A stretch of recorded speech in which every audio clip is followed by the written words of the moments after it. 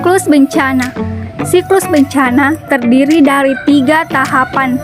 Yang pertama itu prabencana, saat bencana, dan pasca bencana. Yang pertama, prabencana. Prabencana terdiri dari 3 tahapan, yaitu pencegahan, mitigasi, dan kesiapsiagaan. Berikut akan dijelaskan masing-masing. Yang pertama, pencegahan.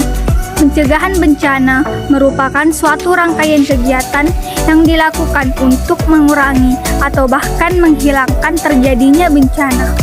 Tujuan diadakan proses pencegahan adalah untuk mengurangi dampak buruk yang diakibatkan ketika bencana alam datang, seperti mengurangi kerugian rusaknya harta benda, mengurangi korban meninggal, mengurangi jumlah penyakit menular, dan mengurangi dampak buruk bencana terhadap kesehatan lingkungan.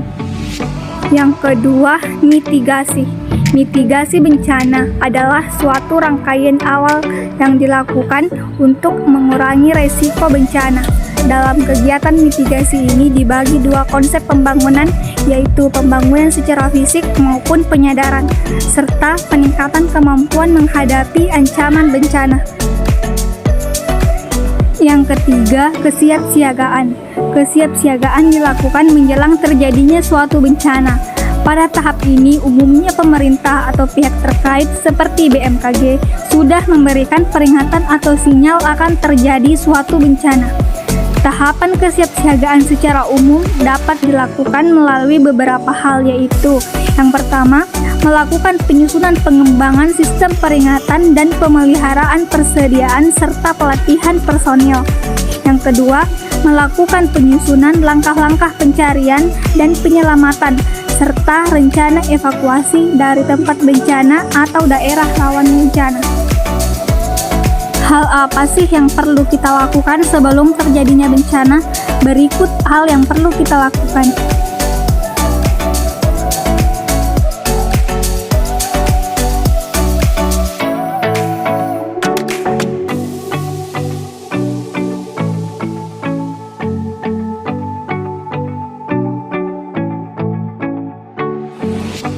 Siklus yang kedua yaitu saat bencana.